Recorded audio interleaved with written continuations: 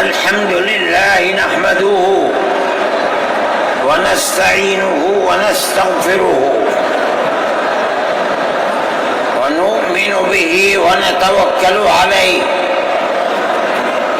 ونعوذ بالله من شرور أنفسنا ومن سيئات أعمالنا من يهده الله فلا مضل له ومن يضلله فلا هادي له ونشهد أن لا إله إلا الله وحده لا شريك له ونشهد أن سيدنا ومولانا محمدا عبده ورسوله أما بعد مسلم پرسنل لا بورڈ کے صدر محترم نائیڈو صاحب کے نائب صدر اور ہمارے مہدی صاحب دوسرے حضرات جو یہاں بیٹھے ہوئے ہیں اور یہ جمع غفیر لاکھوں آدمی جو آئے ہیں جمعیت علماء کی دعوت پر، میں جمعیت علماء کے ان ورکرز اور آئے ہوئے مہمانوں کا دل کی گہرائیوں سے شکریہ ادا کرتا ہوں۔ جن لوگوں نے جمعیت علماء ہند کی دعوت پر اپنے احباب کو جمع کیا اور اپنے خرچ سے جمعیت علماء کا ایک پیسہ کیا بھوکی کوڑی بھی نہیں لگی، آپ ہی لوگ کروڑوں روپیہ خرچ کر کے اپنی بسوں کا خود ہی انتظام کر کے یہاں تشریف لائے دعوت پر اور آ کر بیٹھے۔ جمعیت علماء ہند کے خدام کے دل میں اس کی بڑی قدر ہے۔ اللہ آپ حضرات کو اس کا بہتر بدلہ عطا فرمائے۔ میرے محترم بزرگوں، آج ہی کا مسئلہ یہ نہیں ہے۔ جمعیت علماء ہند کی ایک تاریخ ہے اور ایسی تاریخ ہے اپنے اس ملک کے لیے جو کسی دوسری ہندو مسلم پارٹی کے پاس نہیں ہے۔ علماء نے اس ملک کی آزادی کے لیے اگر آپ ان کی تاریخ کو پڑھیں گے تو آپ کو اندازہ ہوگا کہ ان کی اس ملک کی آزادی کے لیے قربانیاں 150 سالہ قربانیاں ہیں۔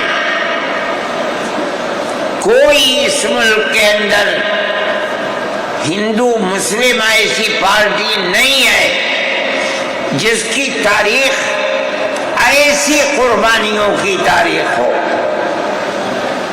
حضرت شاہ عبدالعزیز صاحب محدث دہلوی نے 1803 میں آواز بلند کی تھی کہ ہمارا ملک غلام ہو گیا، اس غلام ملک کو آزاد کرانا اس ملک میں بسنے والے ہر مسلمان اور ہر شخص کا فرض ہے۔ کوئی مائی کا لال نہیں تھا جو انگریز کی طاقت کے سامنے آزادی ملک کا نعرہ بلند کر سکتا۔ ایک مسلمان عالم دین نے اسی دلی کے اندر اس نعرے کو بلند کیا، اس کی جائیداد قلق کر لی گئی اس کے مدرسے کو دفن کر دیا گیا، اس کو دلی بدر کر دیا گیا، لیکن یہ مسلمان ایسے نہیں تھے جو کسی ملک کے پیسے یا اس کی سطوت اور اس کی طاقت کے سامنے سر جھکا دیتے۔ جو انہوں نے اپنا موقف اختیار کیا تھا پتھر کی چٹان کی طرح، اسی طرح اس موقف کے اوپر کھڑے رہے۔ سب سے پہلا جہاد سن 1932 کے اندر ہوا، ہندوستانی لوگ تو جانتے بھی نہیں، اور اس کے اندر لوگ مر گئے، ختم ہو گئے۔ شاہ عبدالعزیز صاحب کے رشتے کے، ان کے قریب، ان کے اولاد میں شاہ اسماعیل شہید اور رائے بریلی کے شاہ احمد شہید، دونوں کے دونوں ختم ہو گئے، شہید ہو گئے بالا کوٹ کے میدان میں، لیکن پیچھے نہیں ہٹے۔ وہ لوگ جو بچ کر آئے تھے سن 1857 میں پھر جہاد کر لیا، اور اس کے اندر صرف اسی دلی کے اندر 33,000 مسلمان شہید کیے گئے، اور لال قلعے سے لے کر جامع مسجد تک درختوں کے اوپر ان کی لاشوں کو لٹکا دیا گیا۔ یہ مسلمان کی تاریخ ہے، علماء کی تاریخ ہے۔ بتائیں کون ہے جس کی زندگی کے اندر یہ تاریخ مل سکتی ہے؟ میں کہتا ہوں، لاکھوں آدمی کے سامنے کہتا ہوں، کوئی مائی کا لال ہے جس نے اس ملک کی اس طرح خدمت کی ہو جس طرح مسلمان علماء نے خدمت کی ہے؟ میرے بھائی، جمعیت علماء انہی مجاہدین کی بنائی ہوئی جماعت ہے۔ ہم تو ان کے جوتے سیدھے کرنے والے ہیں۔ ہمارا کیا کام ہے؟ ایک ہی کام ہے کہ انہوں نے جو جمعیت کی بنیاد کے اندر ہندو مسلم اتحاد اور ملک کے ہر بسنے والے کو ایک پیغام دیا تھا پیار و محبت کا، ہم اسی پیغام کو لیے بیٹھے ہوئے ہیں۔ ہمارا کام صرف اتنا ہے، دنیا توڑنا چاہتی ہے، حکومتیں برباد کرنا چاہتی ہیں، فرقہ پرست ذہنیت آگ لگانا چاہتی ہے، یہ نعرہ دینا چاہتی ہے کہ ہندو الگ، سکھ الگ، مسلمان الگ۔ ہم کہتے ہیں نہیں، ہندو مسلم سکھ عیسائی بھائی بھائی۔ یہ ہمارا پیغام نہیں ہے، ان بزرگوں کا پیغام ہے جنہوں نے پھانسیوں کے تختوں کو چوما، اپنے اس ملک کے لیے چوما ہے، اس کی آزادی کے لیے چوما ہے۔ اس ملک کے اندر یگانگت اتحاد جس کو آج آگ لگایا جا رہا ہے، ہمارے بزرگوں نے اسی اتحاد کے لیے اپنی قیمتی جانوں کو قربان کیا ہے، اور ان کا مقصد یہ تھا کہ ملک آزاد ہو جائے، حکومت ایسی بننی چاہیے جو حکومت سیکولر حکومت ہو، کسی کا حق نہ جائے۔ کانگریس اس لیے نہیں بنی تھی، یہ 1803 کی آواز ہے کہ ملک غلام ہو گیا، جہاد کرنا فرض ہے۔ کانگریس کا تو وجود بھی نہیں تھا، کانگریس تو 28 دسمبر 1985 کو بنی ہے، اور اس کا پہلا اجلاس بمبئی کے اندر ہوا ہے۔ آپ لوگ سمجھیں اس کو، کانگریس ملک کو آزاد کرانے کے لیے نہیں بنی تھی، کانگریس کی تجویز موجود ہے۔ وہ کہتے ہیں کہ ہندو مسلم ملک کے بسنے والوں کی اس جنگ و جدال سے دو جہاد، سن 32 کا، 1857 کا، اس جہاد کے نتیجے میں جو برطانیہ کی حکومت اور ہندوستان کی حکومت میں دوری پیدا ہو گئی ہے۔ کانگریس کا مقصد تھا کہ اس دوری کو ختم کر دیا جائے، ملک کو اپنے گردن سے زنجیر غلامی کی نکال کر توڑ دیا جائے۔ کانگریس کا مقصد نہیں تھا۔ میں آپ سے کہتا ہوں یہ بات ہے اور کانگریس کی تجویز میں موجود ہے، کوئی اس کی تردید نہیں کر سکتا۔ کسی نے حضرت گنگوہی رحمت اللہ علیہ سے پوچھا کہ ایک جماعت بنی ہے جو ہندوؤں نے بنائی ہے انگریز کے ساتھ مل کر، کیا مسلمان اس جماعت میں شریک ہو سکتا ہے؟ حضرت نے فتویٰ دیا اور یہ کہا کہ جس طرح اپنے کاروبار میں ہندو مسلمان شریک ہو سکتا ہے، اسی طرح اس پارٹی کے اندر بھی ہندو مسلمان شریک ہو سکتا ہے، بشرطے کہ دین کو کوئی نقصان نہ پہنچے۔ اس فتوے کا نام ہے نصرت الابرار، جو پرانی یونین مکتبیں ہیں، لائبریریاں ہیں، یہ آج بھی وہاں موجود ہے۔ یہ صرف فتویٰ نہیں ہے، یہ اس لیے ہے کہ یہ اشارہ ہے کہ مسلمانوں کو کانگریس کے ساتھ شریک ہونا چاہیے اور کانگریس کے اس نظریے کو بدلنا چاہیے۔ کانگریس کے اندر مستقل غلامی کی زنجیر کو توڑنے کے لیے اور انگریز کے ساتھ جہاد کرنے کے لیے تیار کرنا چاہیے۔ مسلمان جوق در جوق اس کے اندر شریک ہوئے، کانگریس کے اس نظریے کو بدل دیا اور کانگریس کو ملک کی آزادی کے لیے کھڑا کر دیا۔ یہ مسلمان کا، علماء کا، جمعیت علماء کا کردار ہے۔ کوئی مانے نہ مانے، تاریخ میں لکھی ہوئی چیزیں ہیں، ہم سے پوچھے ہم وہ تاریخ کی لکھی ہوئی چیزیں لیں گے۔ ہماری تاریخ کو مٹا دیا گیا۔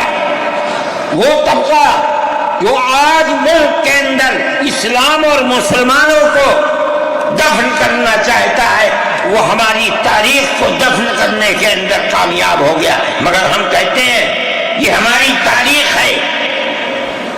میرے بھائی، ملک اسی طرح چلتا رہا، جیسے جیسے آزادی قریب آتی رہی، جمعیت علماء ہند وہ تنہا ایک جماعت تھی جو برابر موتی لال نہرو، جواہر لال نہرو، گاندھی جی سے یہ بات کہتی رہی کہ ہمیں ضمانت دو، ہم 143 سال ہیں، ہماری زندگی جہاد کی زندگی، ہمیں یہ ضمانت دو کہ ملک آزاد ہوگا تو اس کا کردار سیکولر کردار ہوگا، دستور سیکولر دستور ہوگا، جس کے اندر ہندو، مسلمان، سکھ، پارسی، عیسائی ہر ایک کو اپنے مذہب کے ساتھ جینے کا حق ہوگا اور حکومت کا کوئی مذہب نہیں ہوگا۔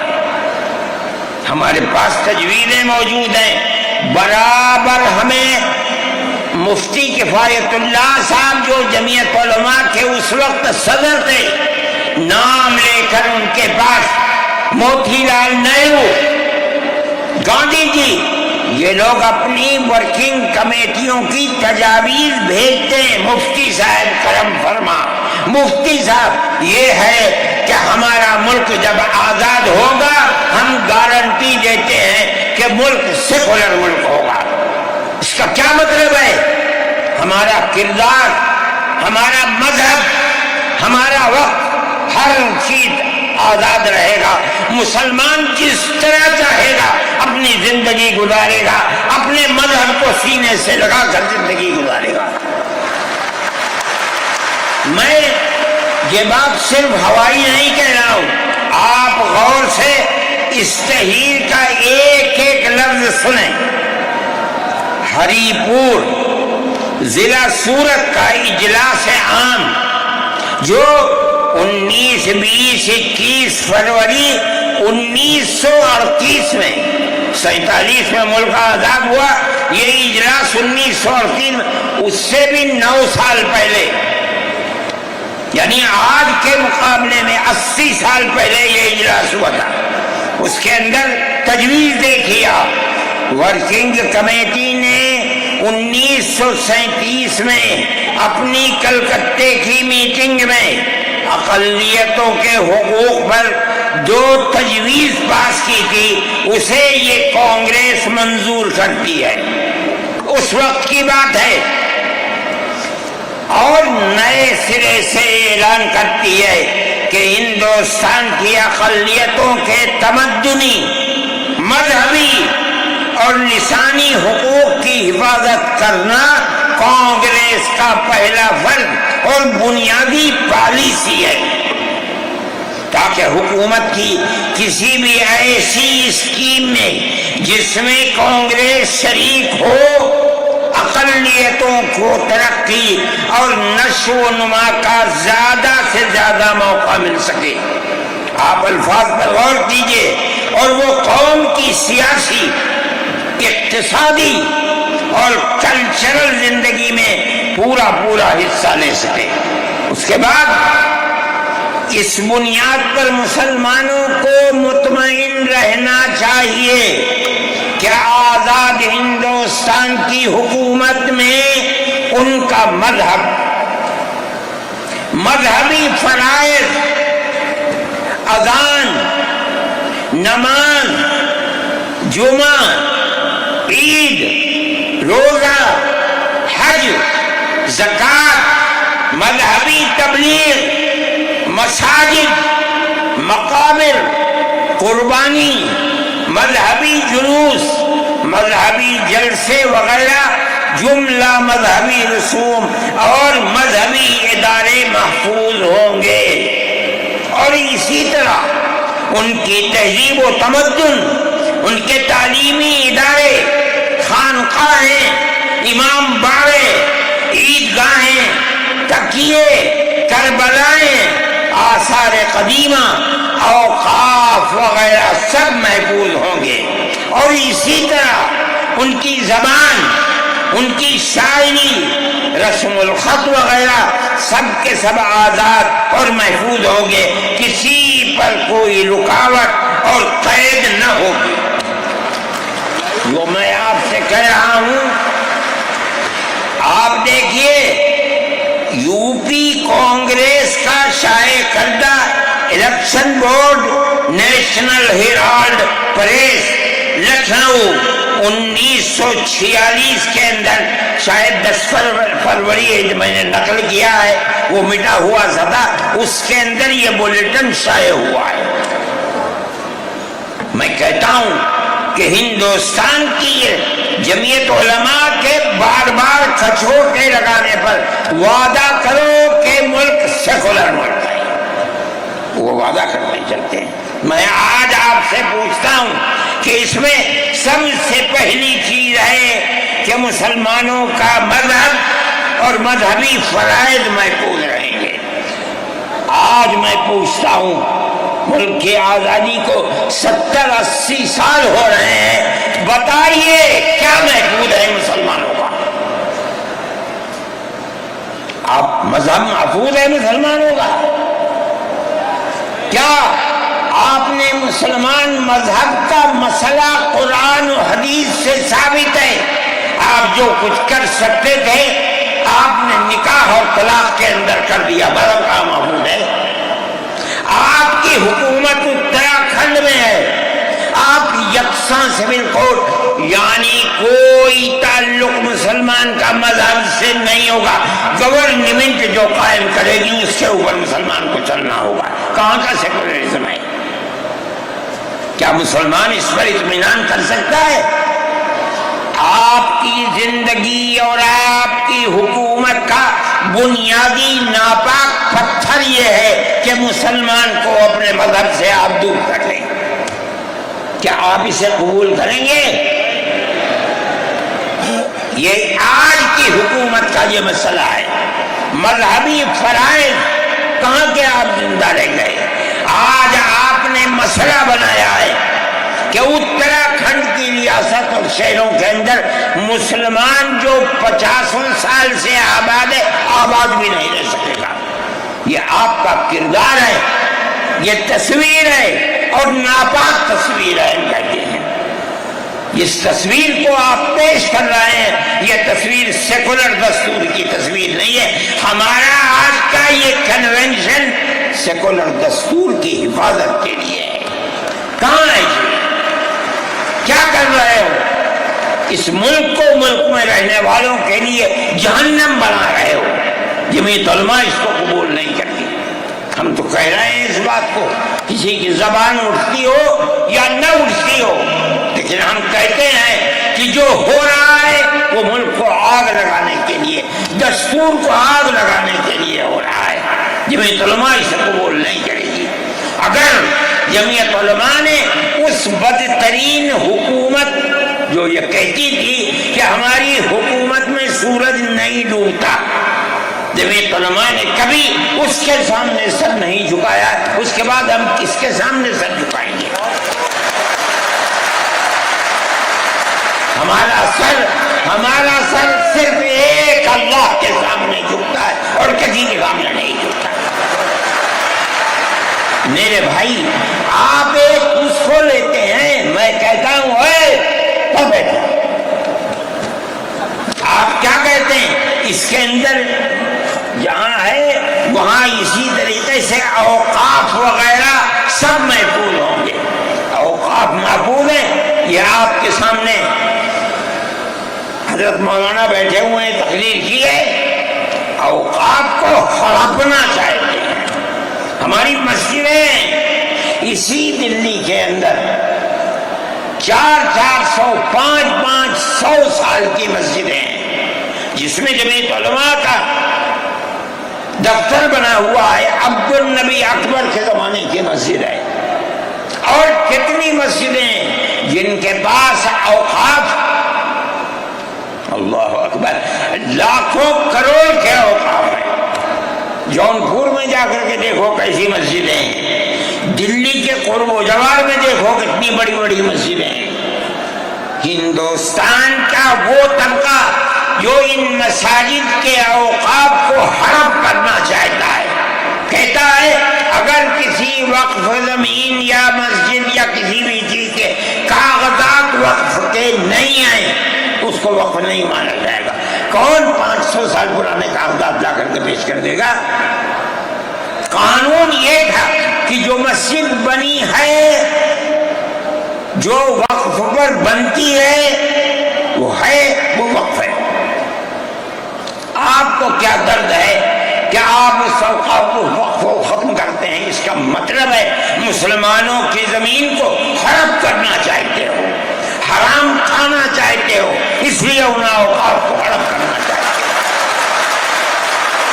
ہم اس کو قبول نہیں کرتے۔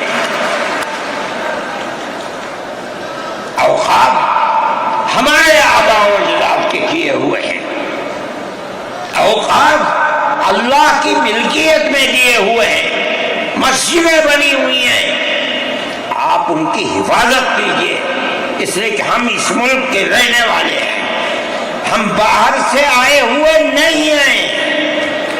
اگر ہندو گوجر ہے، مسلمان بھی گوجر ہے، اگر ہندو جاٹ ہے، مسلمان بھی جاٹ ہے، اگر ہندو راجپوت ہے، مسلمان بھی راجپوت ہے۔ جاؤ دیکھو کشمیر کے اندر، اگر ہندو برہمن ہے، مسلمان بھی برہمن ہے۔ ہم اسی ملک کے رہنے والے ہیں۔ کسی کو اچھا لگا یہ مذہب، وہ اس مذہب میں چلا گیا، کسی کو یہ مذہب اچھا لگا، وہ اس مذہب میں چلا گیا۔ کیا مذہب کی بنیاد پر اس ملک کے اندر آپ ہمیں جینے کا حق نہیں دیں گے؟ ہم اپنے جینے کا حق کو لیں گے۔ آپ نے جس سیاست کو اختیار کیا، آپ 2 الیکشن پہلے دیکھیے کس قوت کے ساتھ بی جے پی آئی تھی۔ آپ نے جس پالیسی کو اختیار کیا، سیکولرزم کو آگ لگانی چاہیے، اس کا نتیجہ اس الیکشن میں کیا ہوا؟ بی جے پی ہار گئی۔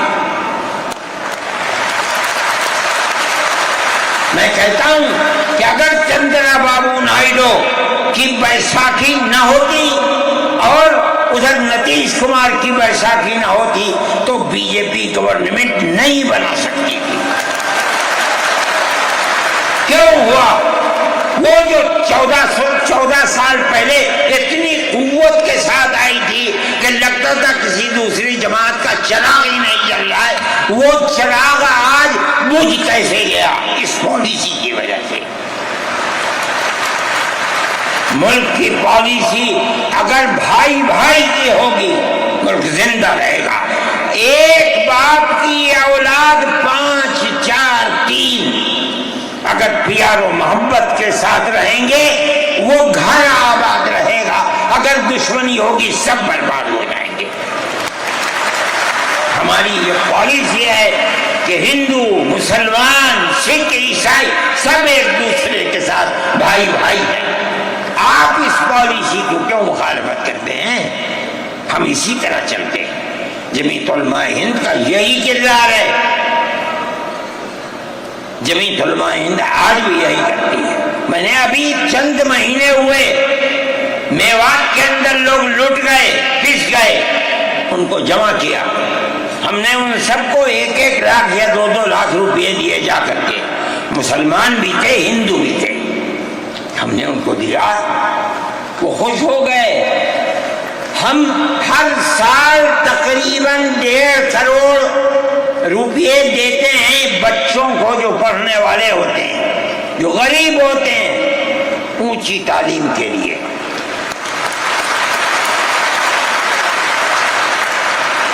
اس کے اندر مسلمان بچے بھی ہوتے ہیں، ہندو بچے بھی ہوتے ہیں۔ جمعیت علماء ہر ایک کی مدد کرتی ہے، پڑھیں، ملک کے لیے کام کریں۔ میں جا رہا تھا ایک مرتبہ، بنگلور سے سوار ہوا، مجھے جانا تھا سوئٹزرلینڈ، ایک میٹنگ تھی وہاں سعودی عرب کی، سوئٹزرلینڈ کے اندر۔ میں جب گیا جہاز کے اندر، صبح ہوئی تو میں نے چائے وائے پی، میرے پاس جو پائلٹ تھا چلانے والا وہ آیا، میرا شکریہ ادا کرنے لگا، آپ نے بڑی محبت کے ساتھ۔ میں نے سوچا کیا بات ہے، کیا آپ کیوں؟ کہنے لگے کہ مجھے اس جگہ تک پہنچنے میں جمعیت علماء اگر مدد نہ کرتی میں نے کچھ کر سکتا۔ مجھے حیرت ہو گئی کہ کیا بات ہے یہ، ہم ہر ایک کی مدد کرتے ہیں۔ کیرلا کے اندر سیلاب آیا، لوگ لٹ گئے، مر گئے، ہم نے مکانات کی مرمت کی، ہم نے مکانات کو اثر نو بنوایا بھی، میں نے چابیاں بھی دی اور تمام میڈیا نے اس کو دکھلایا۔ ہندو بھی تھے، مسلمان بھی تھے، ہندو عورتیں بھی تھیں جن کے ہاتھ میں نے چابی دی ہے۔ جمعیت علماء کا یہ کردار ہے۔ ہمارے بزرگوں نے متحدہ قومیت کتابیں شائع کی ہیں، اس کا مطلب ہے کہ ہندوستان کی قوم مذہب کی بنیاد پر نہیں بٹے گی، جو ہندوستان میں رہتا ہے ان سب کی ایک ہی قوم ہے، مذہب کی بنیاد پر قومیں تقسیم نہیں ہوں گی۔ یہ ہمارا کردار ہے، ہم اس کردار پر زندہ ہیں اور اسی پر چلتے ہیں۔ صحیح ہے، یہ ملک کے اندر جو پالیسی چل رہی ہے کہ ان کو مار دو، ان کو گرا دو، ان کو، آسام کے اندر یہ پالیسی آج سے نہیں سن 12 سے چل رہی ہے۔ جمعیت علماء تنہا جماعت ہے ملک کے اندر جو آسامیوں کے مسائل کو جانتی ہے۔ یہاں سے رہنے والے، ان کی زبان اور ہے، ان کا کلچر اور ہے، بہت دور ہے، دنیا کے آخر میں رہتے ہیں، کون جانتا ہے ان کے مسائل کو؟ تنہا جمعیت علماء ہے جو ان کے مسائل سے دلچسپی لیتی ہے، گھستی ہے، کروڑوں روپیہ خرچ کرتی ہے۔ یہ ایک مسئلہ تھا، اس سے پہلے ایک اور مسئلہ تھا، کہا گیا کہ پنچایت اگر کسی کو آسام میں یہ سرٹیفکیٹ دیتی ہے کہ یہ ہندوستانی ہے تو وہ سرٹیفکیٹ نامقبول ہوگا۔ 47 لاکھ آدمی اس سے متاثر تھے۔ جو پھر کپرست پارٹی تھی وہ کہتی تھی کہ پنچایت کے سرٹیفکیٹ کو قبول نہ کیا جائے۔ اگر یہ فیصلہ ہو جاتا تو 47 عورتیں 47 لاکھ اپنے بچوں کے ساتھ ملک کے اندر بھیک مانگنے والوں کی زندگی بسر کرتے. ہم نے سپریم کورٹ کے اندر اس کو چیلنج کیا. سپریم کورٹ کہا جاتا ہے، لیکن در حقیقت یہ ملک میں بسنے والے ان غریب اور لاچار لوگوں کی پناہ گاہ جن کے سامنے ملک میں کوئی راستہ نہیں بچتا، تو وہ کورٹ میں پہنچتے ہیں کہ ہماری مدد کرو. ہم پہنچ گئے، اپنے لیے نہیں، ان غریبوں کے لیے پہنچے جو 47 لاکھ تھے. آپ نہیں جانتے اس کے اندر 24 لاکھ ہندو عورتیں تھیں. آپ سمجھے. اور جمعیت علماء گئی. میں بہت پریشان تھا کہ الہ العالمین کوئی مدد کرنے والا علاوہ تیرے کوئی مدد کرنے والا نہیں ہے.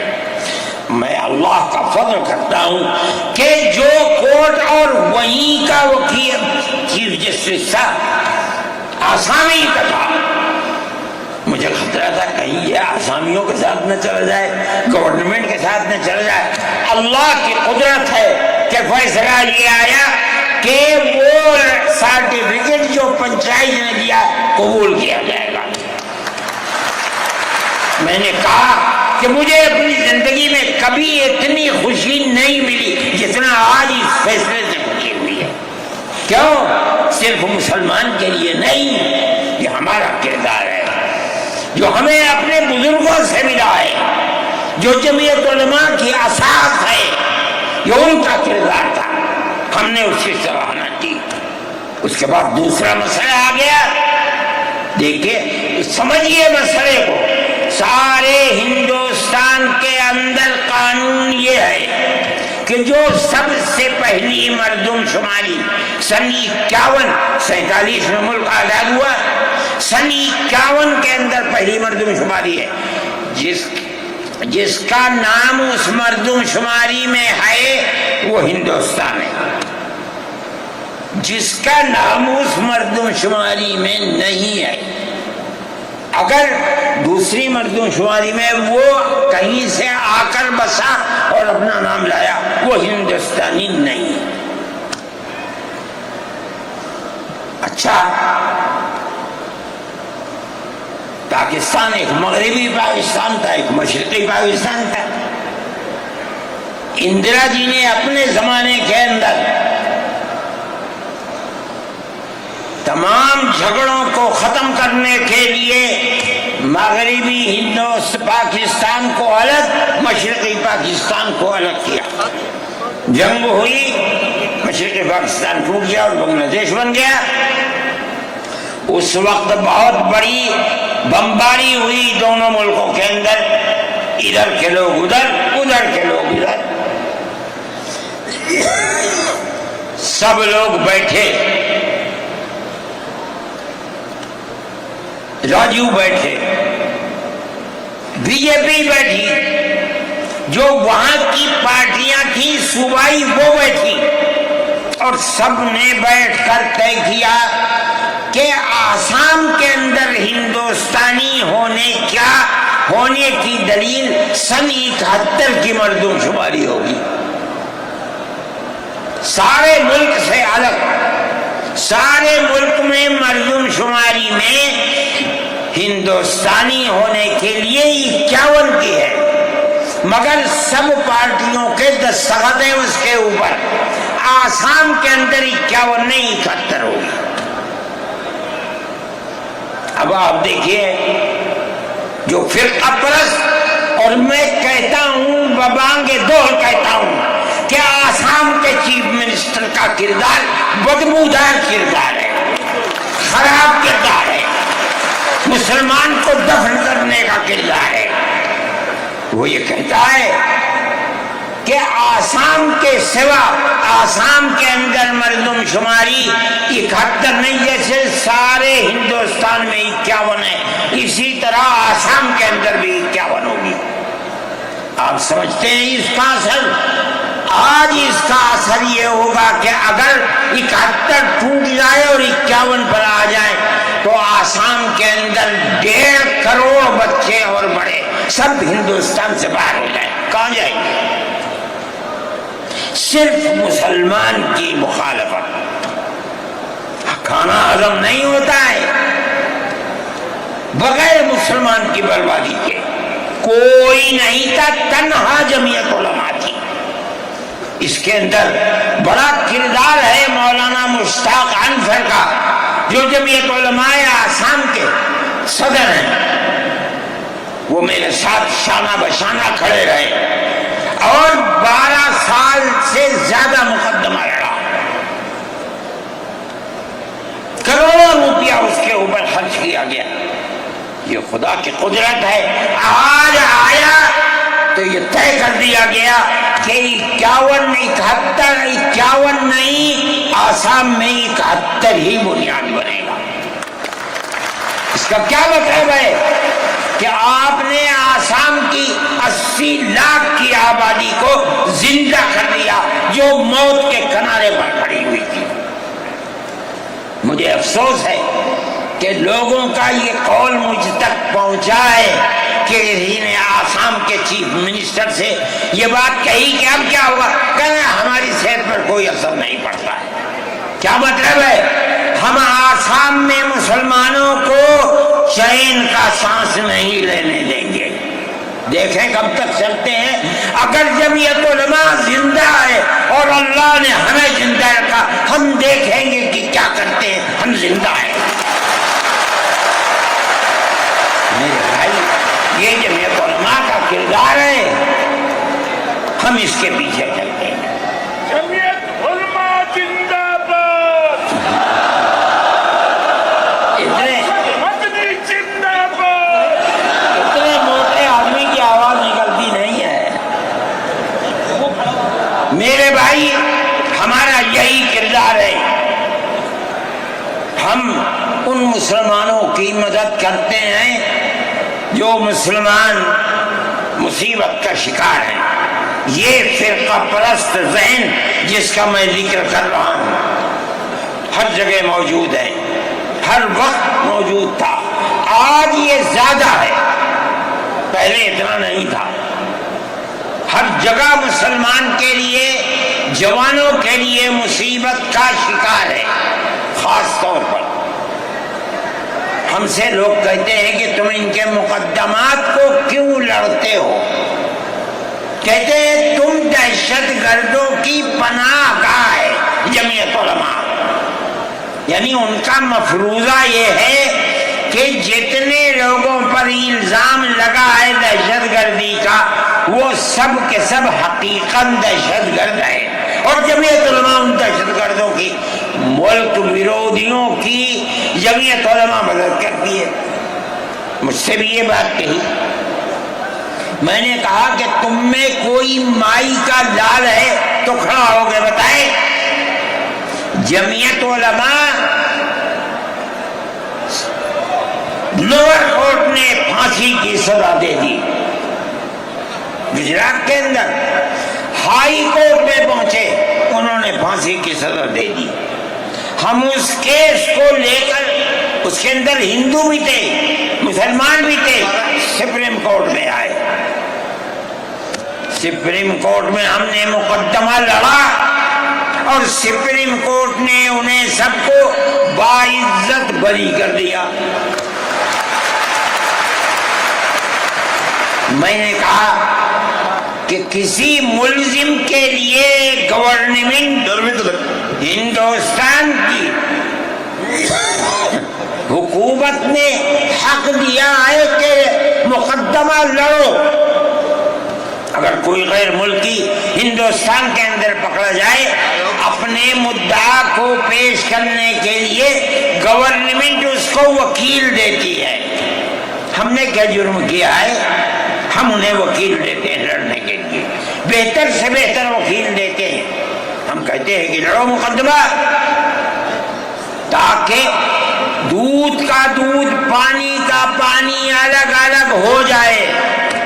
مقدمہ لڑے اور سپریم کورٹ کہتی ہے کہ جھوٹا الزام تھا، جھوٹ ہے، جھوٹ ہے، جھوٹ ہے۔ ملک کے اندر فرقہ پرستی ہے، دشمنی ہے ہر طبقے کے اندر ہے.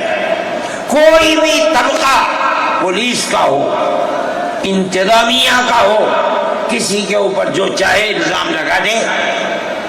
جمعیت علماء آج بھی جو کیس لڑ رہی ہے 1050 کیس ہیں جو lower court, high court, supreme court کے اندر لڑ رہی ہے. 1050 کیس ہیں اور اس کے اندر 850 ملزم ہیں. ہم لڑتے ہیں مقدمہ، ہم یہ سمجھتے ہیں کہ آپ جس کو ہائی کورٹ سپریم کورٹ تک یہ ثابت کر دیں کہ یہ ملزم ہیں، انہوں نے دیش کے ساتھ ویرودھ کیا ہے، ثابت ہو جائے، ہمارا کوئی تعلق اس سے نہیں ہے. جب تک ثابت نہ ہو پولیس کے کہنے سے یا کسی راستے پر چلنے والے کے یہ کہنے سے کہ یہ دیش ویرودھی ہیں، ہم اسے دیش ویرودھی تھوڑے ہی مان لیں گے. ہم جاتے ہیں ہائی کورٹ، سپریم کورٹ میں جاتے ہیں اور ہم دودھ کا دودھ، پانی کا پانی کرنا چاہتے ہیں. ہمیں آزادی مل جاتی ہے.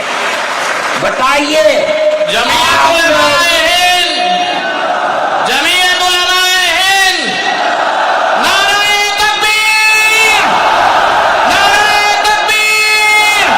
جمعیت علماء ہند، حضرت مولانا سعید ارشد مدنی صاحب.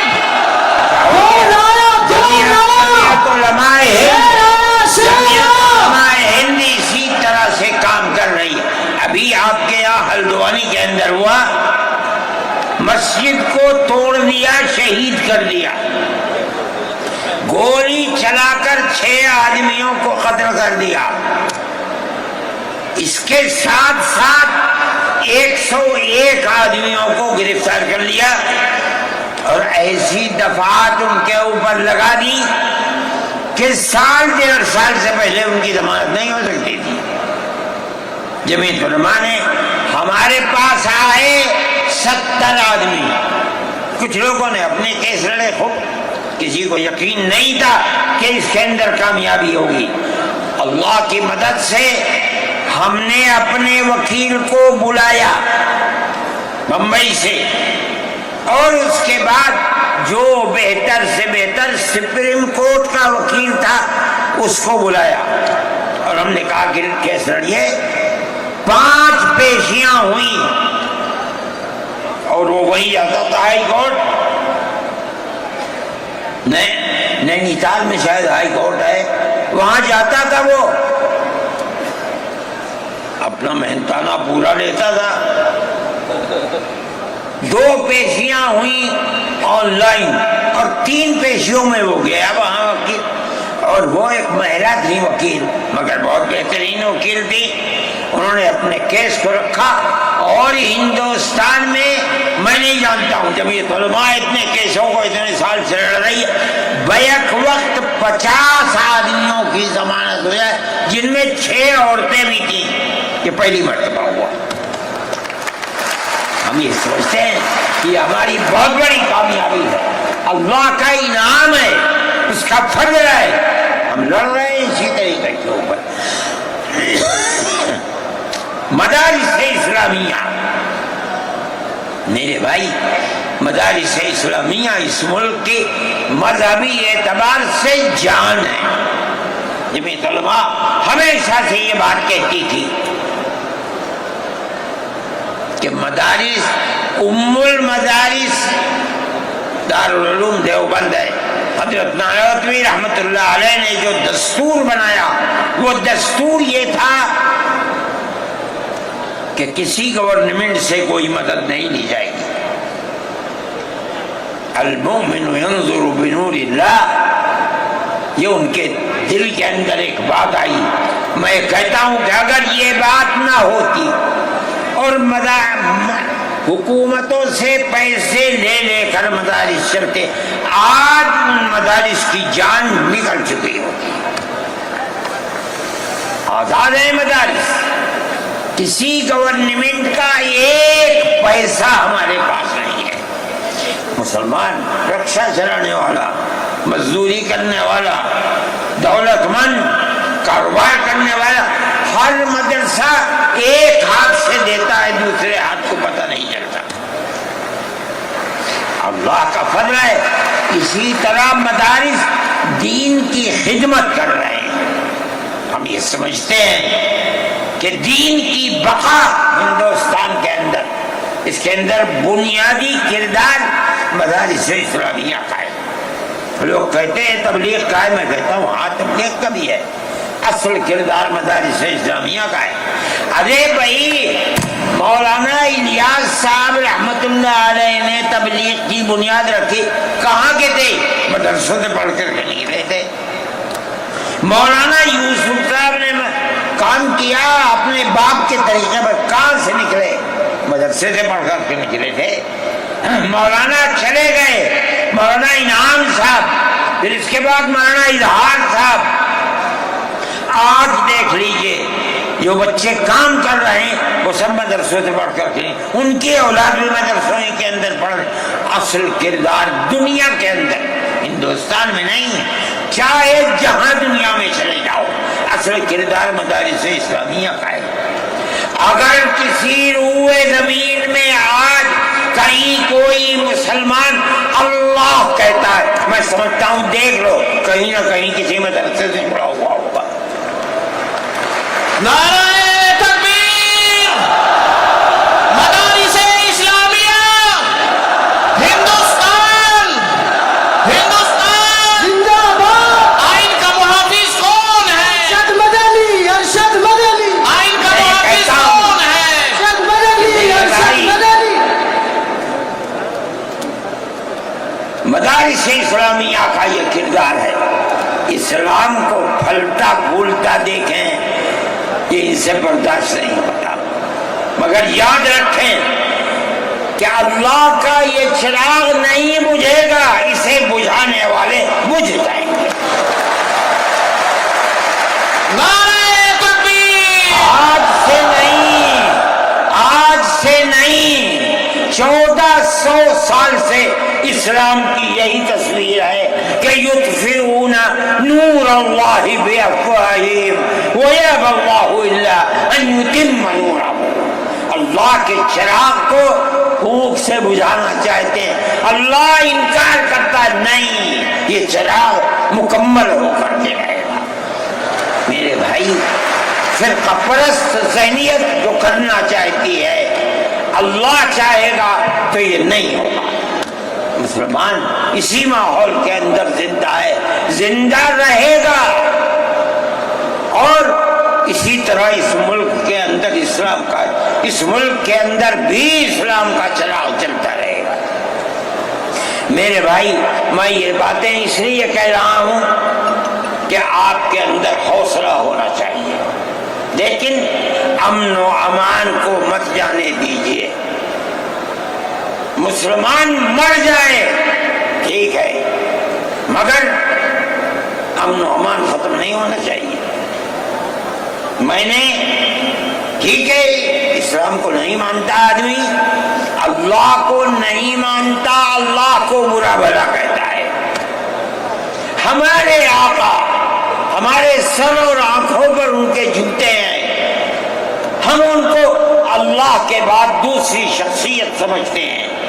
جو نہیں مانتا وہ ان کو برا بھلا کہتا ہے، کہے، لیکن نقض امن کے لیے کہے، ہم یہ سمجھتے ہیں کہ ہندوستان کے قانون کے خلاف ہے۔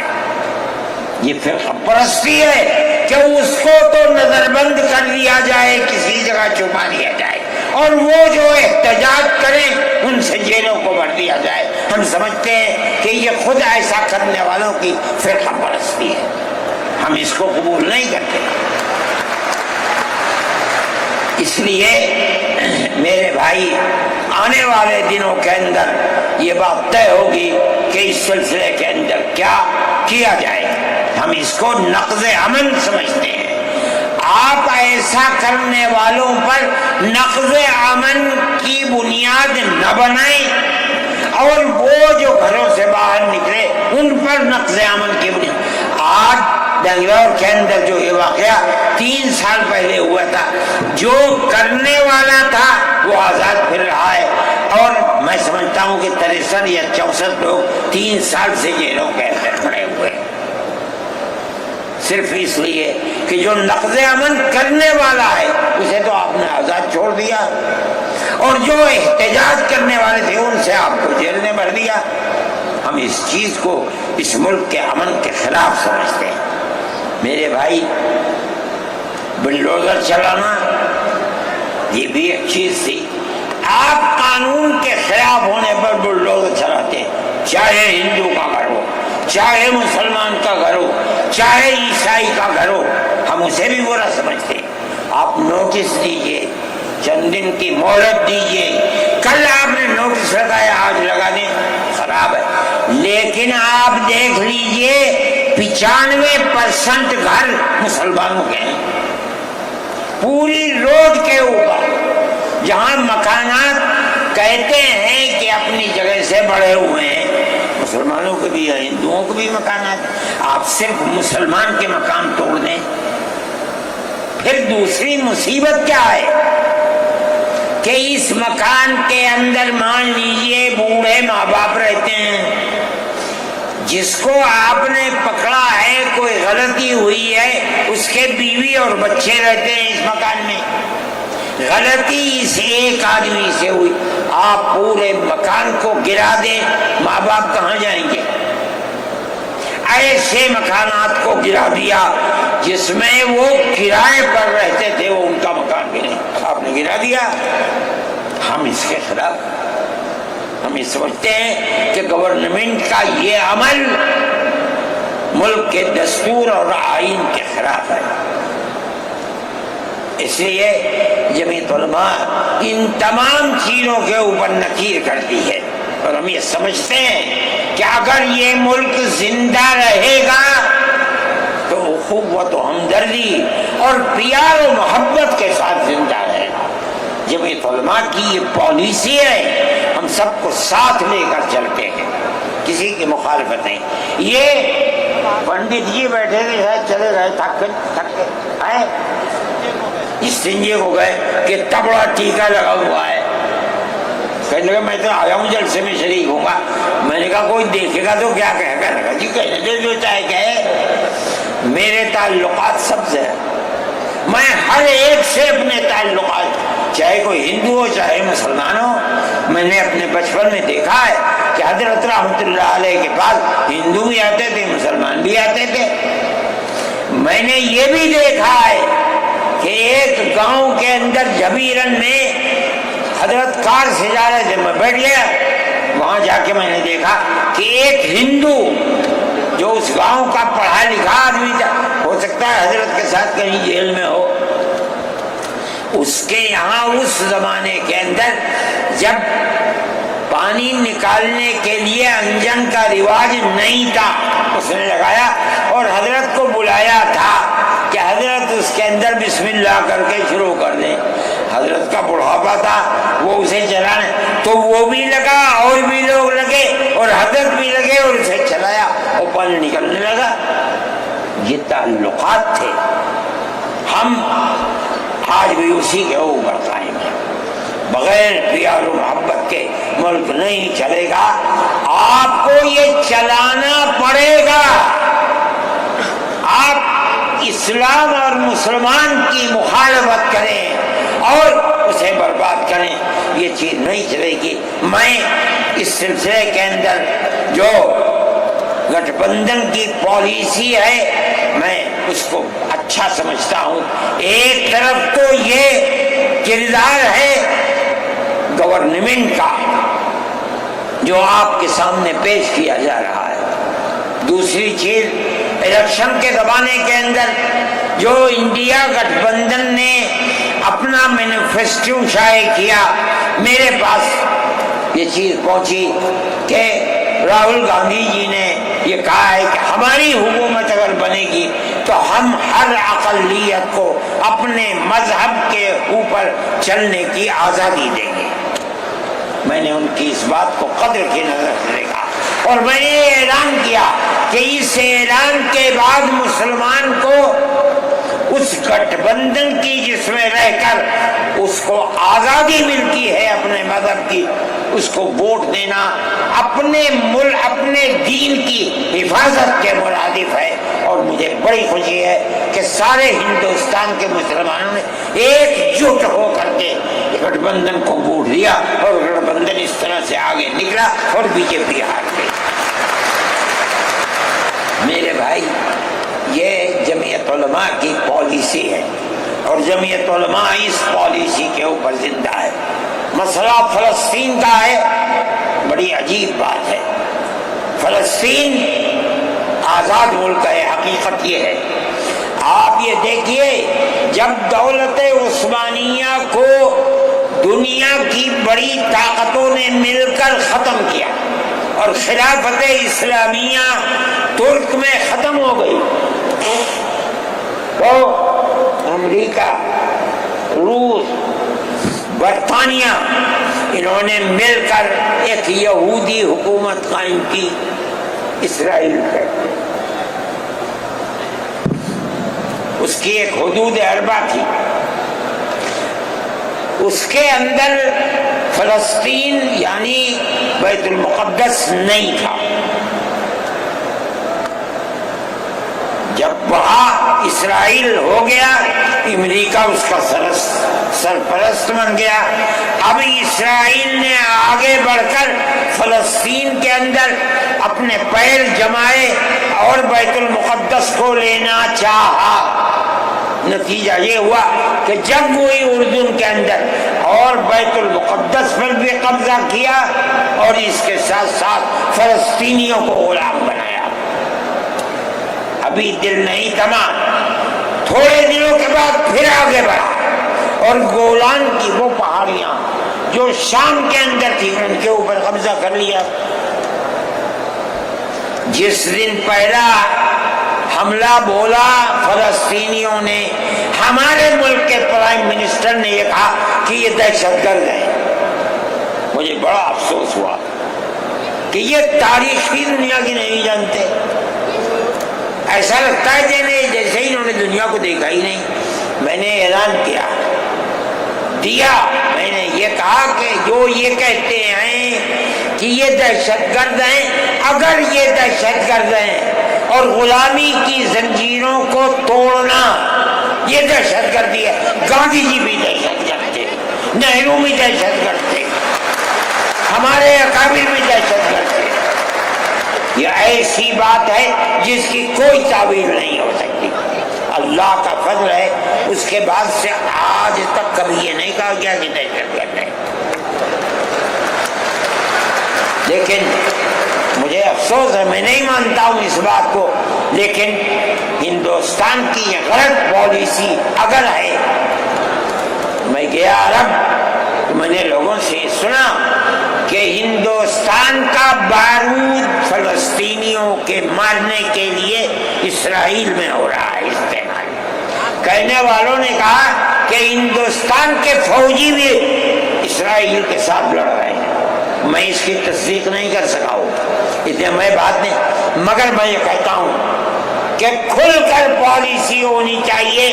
آپ اگر فلسطینیوں کے قتل عام پر بازی امریکہ کی طرح کہیے کہ ہماری فوجیں اسرائیل کے ساتھ، آپ بھی کہیے کہ ہماری فوجیں لڑیں گی، اور اگر نہیں ہے اپنے دامن کو پاک کیجیے۔ میں یہ سمجھتا ہوں کہ اس طرح کا قتل عام کہ ساری دنیا ایک طرف کھڑی ہوئی ہے، لیکن یہودی طاقت کے ساتھ کیونکہ سر پر امریکہ تجویز آتی ہیں اسرائیل کے، نہیں، اسرائیل کے خلاف نمبر 2 پر ہے۔ سب سے پہلی تجویز امریکہ کے خلاف آنی چاہیے، اس لیے کہ جو بم برس رہے ہیں وہ امریکہ کے ہیں، جو فوج لڑ رہی ہے وہ امریکہ کی ہے۔ اسرائیل کے پاس کتنا ہے؟ جو طاقت ہے وہ بڑی طاقتوں کی دین ہے۔ اسی بنیاد کے اوپر ساری دنیا کے اندر احتجاج ہو رہا ہے، مگر وہ احتجاج قابل توجہ نہیں ہے۔ جمعیت علماء ان مسائل کو سمجھتی ہے ہم نے اپنی بات آپ سے کہی ہے، مسلمان اپنے نظریات، اپنے خیالات کو صحیح کرے اور اس نہج کے اوپر چلے۔ میں پھر کہتا ہوں، آپ ہندو مسلم اتحاد، آپ جس گاؤں میں ہیں وہاں اتحاد رکھیے، اپنے کھیت میں ہیں وہاں اتحاد رکھیے، بازار میں بیٹھے ہیں وہاں اتحاد رکھیے، جہاں دنیا کے اندر ہے مذہب کی بنیاد پر نہیں، ہندو مسلم بھائی بھائی اسی اتحاد کی بنیاد کے اوپر چلیے۔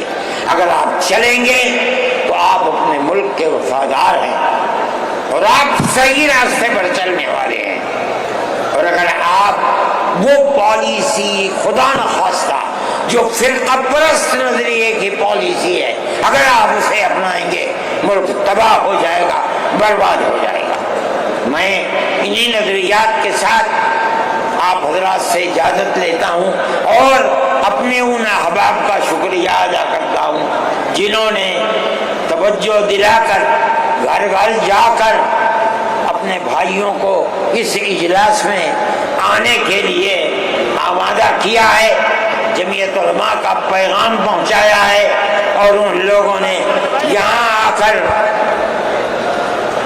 اس اجلاس کی رونق کو بڑھایا۔ میں شہر دلی کے ان لوگوں کو جنہوں نے 25,000 لوگوں کو جو سیدھے رام لیلا گراؤنڈ میں پہنچے تھے ان کے ناشتے کا بندوبست کیا، اور جمعیت علماء کے آواز بنانے والوں کے لیے محبت کا معاملہ کیا، میں ان کو بھی دلی شکریہ ادا کرتا ہوں۔ وآخر دعوانا جميع